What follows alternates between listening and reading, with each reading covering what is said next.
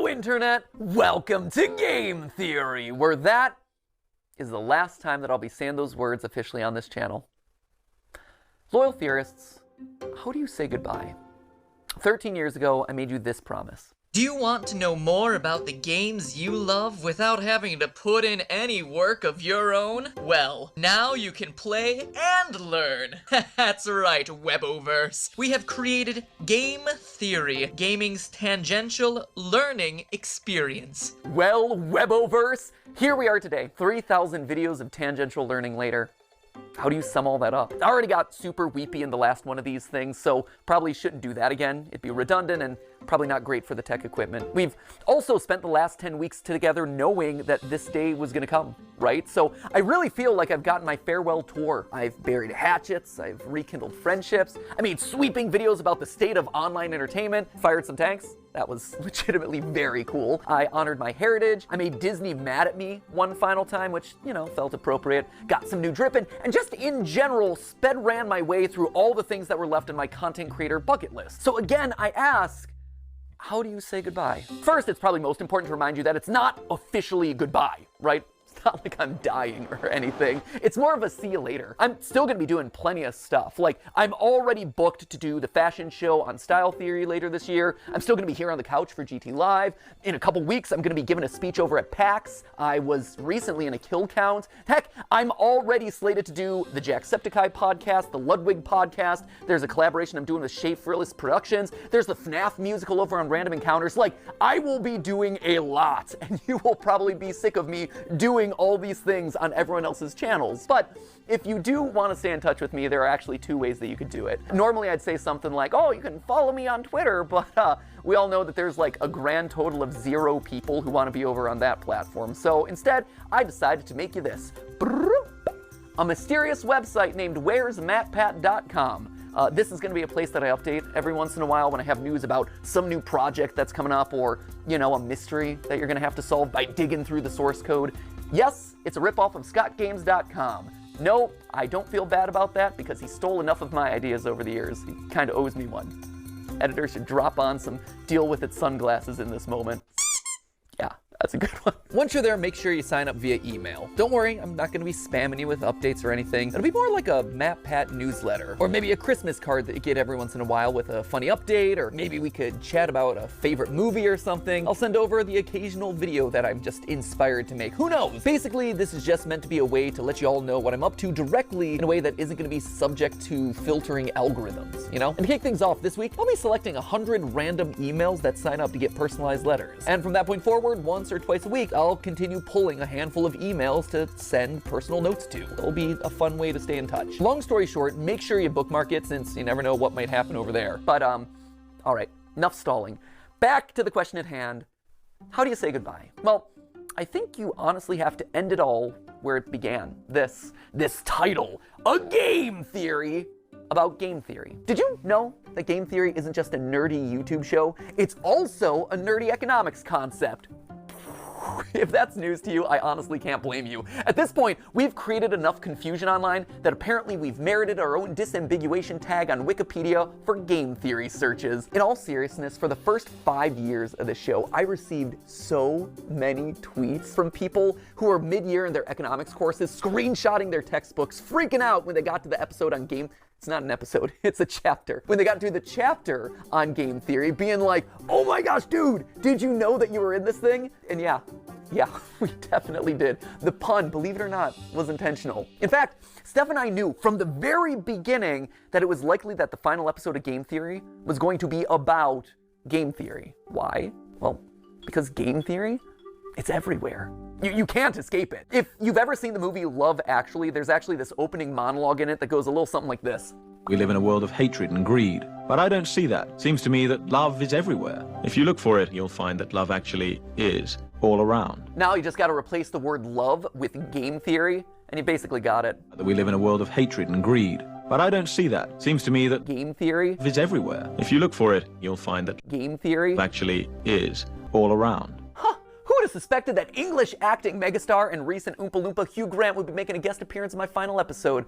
Truly Truly, we have spared no expense for this one. And not only is game theory just everywhere, it also holds the secret to winning everything forever. Yeah, I know, right? That is a huge claim to make. Clearly, I was saving all my biggest secrets for the grand finale, so you know what? Let's not beat around the bush anymore, my friends. Let's make you masters of the universe and reveal how, whether you like it or not, you all are theorists for life.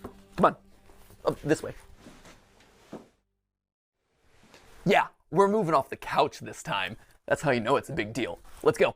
At its core, game theory is the science of strategy. So we gamers, we understand strategy, but what exactly is game theory specifically? Well, to understand that, you have to go back to the original game theorist, not me, this guy right here. He might not have himself the red leather jackets or the cool diamond play buttons, but I'll tell you what he does have, a crater on the moon named after himself, so I'll let you decide who has the bigger flex there. This guy right here, he is mathematician John von Neumann, and he was everywhere back in the day. And I do mean everywhere. Like, this guy was a key player in the invention of the digital computer. He helped with the discovery of the structure of DNA, even the creation of key components for Oppenheimer's Manhattan Project. You know, the Christopher Nolan movie where big things go big booms. But perhaps his biggest claim to fame was game theory. The idea that in any situation where there are two or more people, or players in this case, you can model out a game that'll help you find the best outcome. Have you ever played rock, paper, scissors and thrown out rock as the first hand because you know statistically most people choose their first move to be scissors? Or maybe you picked paper because the last three moves have been rock and they're obviously going to be throwing rock again. Well, congratulations, that is game theory in action. And he got a Medal of Freedom for that. So it just goes to show, don't let your dreams just be dreams, kids. Sometimes getting an honorary medal is a lot easier than you think. In short, game theory is the study of strategic choice. It's math that tells you what people are going to do and who's going to win the game. Probably the most famous example of a game theory scenario is the prisoner's dilemma, where two accomplices have just committed a crime and they're both given the chance to narc on the other one. If they both deny the crime, well, they both get a short prison sentence. If one of them denies the crime and the other rats him out, the narc walks free while his buddy is stuck in prison for a long time. And if they both confess, they both get a medium sentence. We can model the possible outcomes here in a nice, neat, mathy looking square. And while technically the best outcome for both of them would be to trust each other and not confess, they're criminals, and they don't know each other that well. And because they don't trust each other, by the math, both of them narc on each other, and as a result, get a medium amount of prison time. Or if that all's too complicated and hypothetical, over in England, they turn the whole thing into a game show where they say the word balls an uncomfortable amount of times. Welcome to Golden Balls. Golden Balls. Balls of riches, 12 balls. My balls are all golden. 100 golden balls, and they're all bursting with money. Killer balls. Balls. Balls. Balls. Balls. Now, why am I bringing all this up? Well, game theory is more than just wads of cash jammed into a bunch of balls. Someone should tell Mr. Beast that I just discovered his next video idea. No, it has very real consequences for the world. Back when the US and USSR were on the brink of atomic annihilation, the principles of game theory helped both sides reach an agreement to slowly disarm their nuclear arsenals. If you want to know more about that story, Veritasium's recent video on game theory does a great job telling it. And honestly, I can't really improve on it. So thanks for doing all the research for my final episode there, Derek.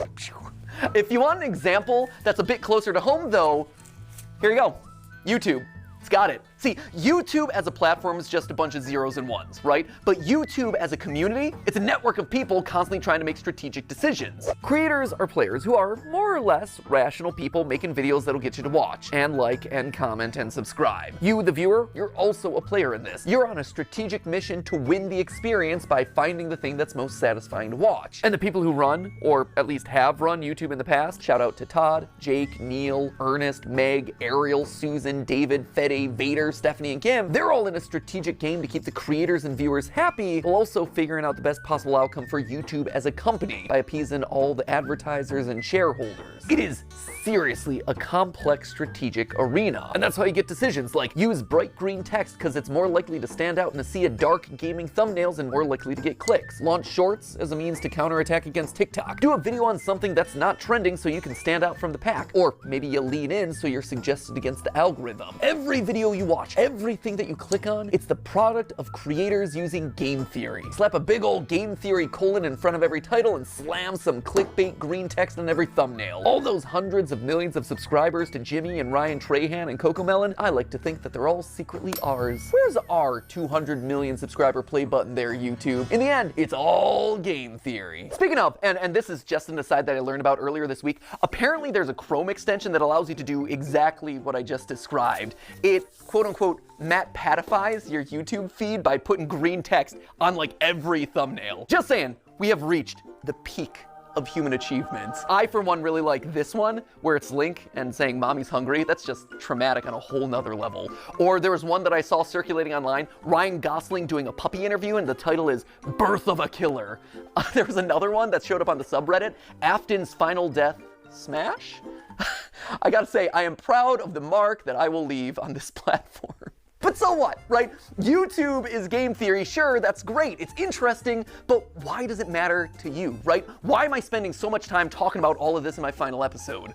Well, because like I said, game theory can help in every strategic interaction that you have. And it's produced a literal strategy guide on the best way to live out your life, tried and tested by all our grandfather theorists. But to truly understand that, we have to go back to where it all began, a glorified PowerPoint presentation. Weboverse, allow me to introduce you to, lights please, the trust game. I love this. We started as glorified PowerPoint slides and we're ending as glorified PowerPoint slides. Here's the TLDR of this one. The trust game was originally just named the Computer Tournament by a guy named Robert Axelrod, clearly not the most creative with his titling conventions. Basically, this was the prisoner's dilemma or the golden balls thing, except here there was one crucial difference. They're not just playing the game once, they are literally playing it hundreds of times, repeating it over and over again to see what strategies end up winning the most across a longer period. This then gives us a model that's shockingly closer to real life, because here, most of the time, you're not just thinking about what you have to do to win a single game, you have to actually think about the consequences of your actions.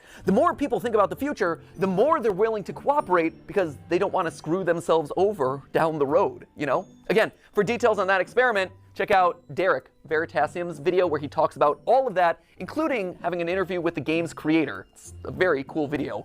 I also borrowed his convention for that one, so thanks for the latter and the idea there, Derek. You can also watch Dr. Trevor Bassett's video on the topic, or, you know, the various TED Talks that are all about this experiment. We'll link to all of those down in the description below. But just to jump to the big conclusion here, the best strategy to winning it big boils down to 4 key points. Number 1, be cooperative. Lead with trust. Assuming that the person you're playing with is your enemy right off the bat, it's not going to serve you well. Trust in others, it's going to let you win more frequently in the end. Secondly, don't be a pushover. Sure, it's good to be trusting, that is great, but the second that someone takes advantage of your trust, the winning strategy is to call them out on it and then immediately hold them accountable.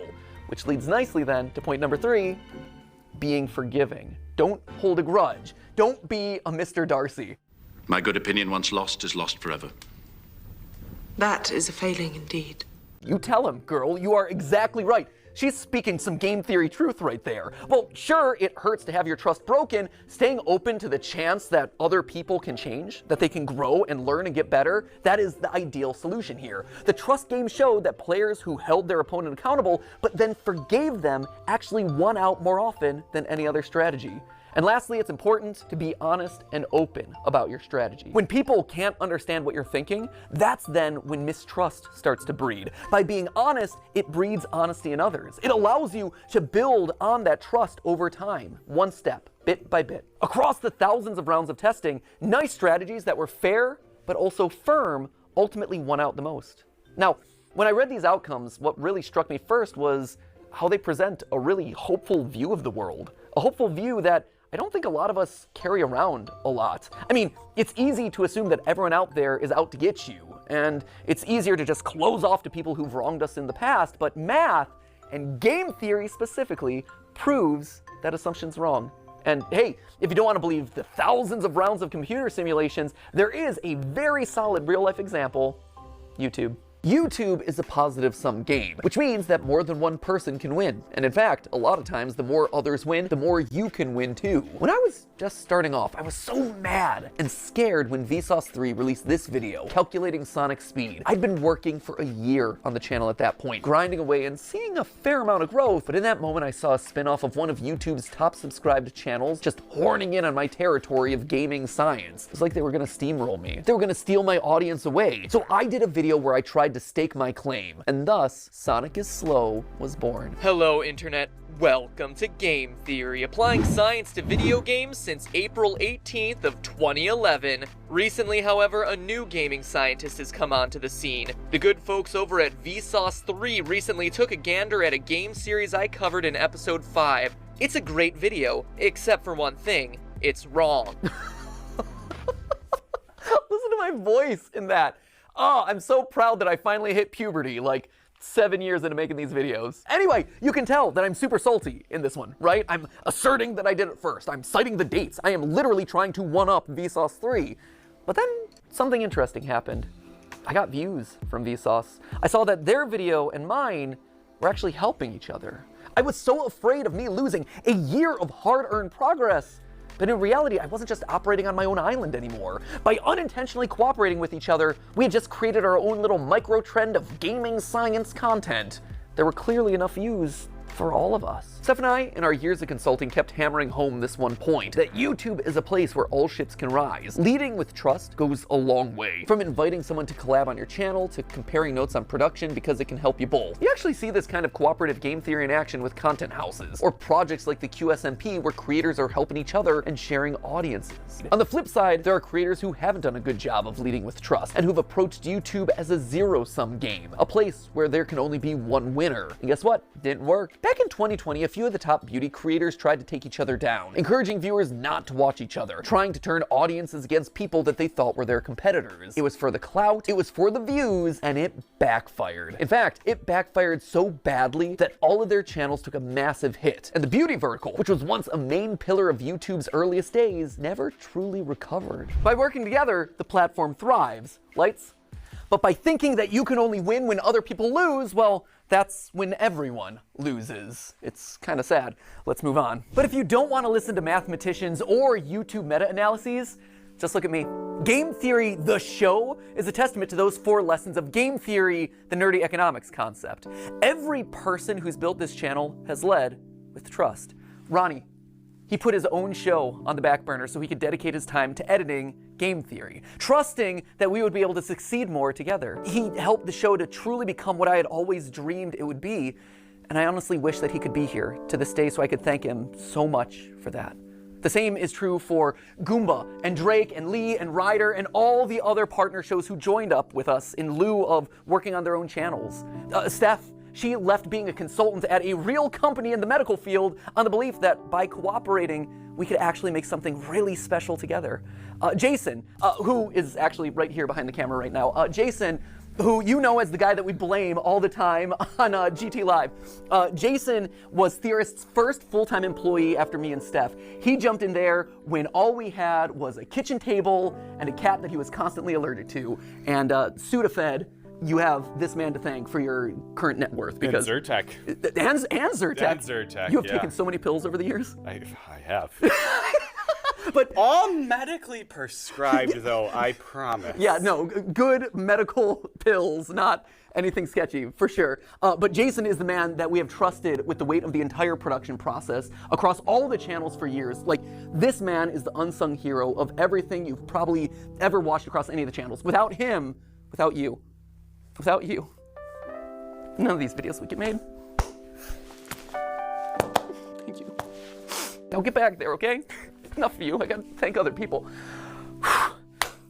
You know, friendship first, but also working together to create awesome stuff, right? And if you're talking about unsung heroes on this channel, there is one man who also deserves a call out, and his name is Yossi. He is our audio wizard. He is the man who I have trusted with my voice for the better part of 9 years. He has had to suffer through more hours of my voice than anyone else in the world. I am so sorry, Yossi.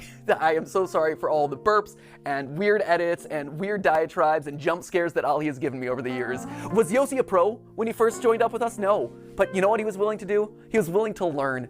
And I've trusted him with my voice for the better part of 9 years. And the same goes for another member of the team who you've never gotten to see, but was actually there before the channel was even monetized, which is kind of crazy to think about. You don't know Dan Levitt, but Dan was another one. He was the first who actually saw potential in me and in these channels as a whole, offering to become my manager even though he had never managed a YouTuber before. He just jumped in with 2 feet and said, hey, I've never gotten a brand deal in the past, but think I could do it for you. And he did. And then he got me literally hundreds more. He has his own management company now, and he manages some of the biggest sports creators on all of YouTube. I can say with complete confidence that this company and my career would have looked totally different had it not been for Dan. And his career and his company would have looked totally different without me. He and I have built businesses parallel to each other, right next to each other, using cooperative game theory for over a decade. He trusts me to make good decisions on YouTube, and I trust him to make good decisions as my manager, and we both benefit in the long run. But perhaps the most important person in all of these trusting relationships is you. You guys, right here. I wear you on my wrist these days. You loyal theorists have been the best example of game theory in the history of the show Game Theory. Every time you click on one of these videos, you are leading with trust. You are saying, you know what, I'm gonna give this one a chance, especially on those episodes that are covering topics that you've never even heard of. And on my end, I've always tried my best to fulfill on that promise and make sure that your trust pays off by delivering a great, well-researched, fun, a lot of times stupid video. And yeah, there have been plenty of times where I've missed the mark, where you weren't happy about a topic, or where I said something wrong, or my research was bad, or whatever, and I needed to learn about that. And so you, acting exactly as you should, according to that trust game, you called me out in those moments. You showed me that I had made a mistake.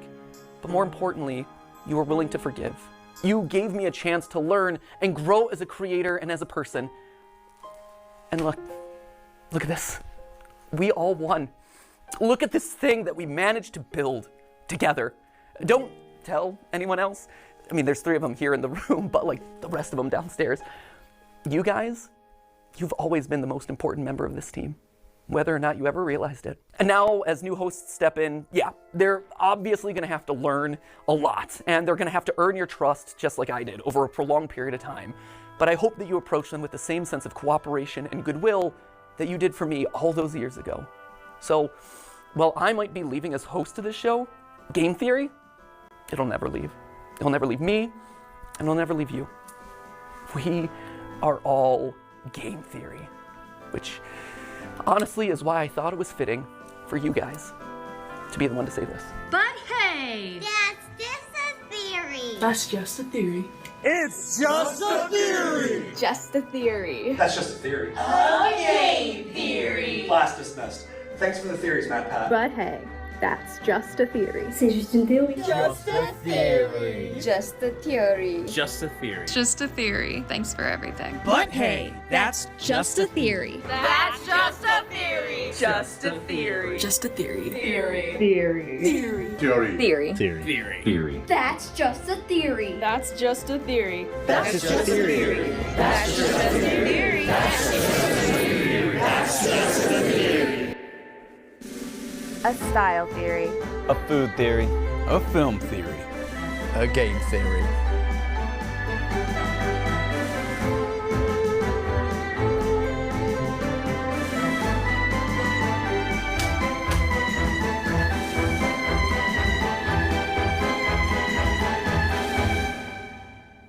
Thanks for watching.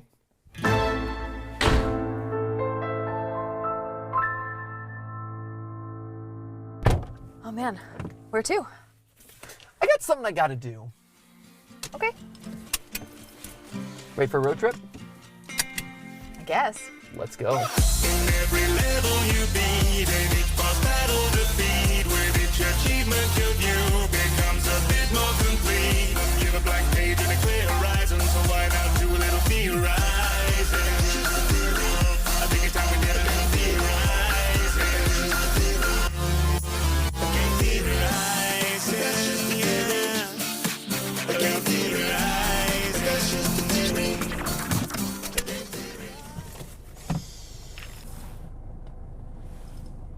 You ready?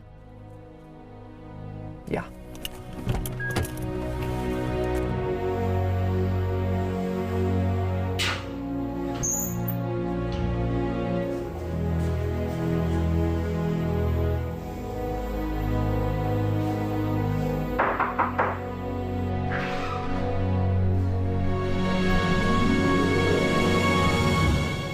I've been expecting you. Come, we have much to discuss.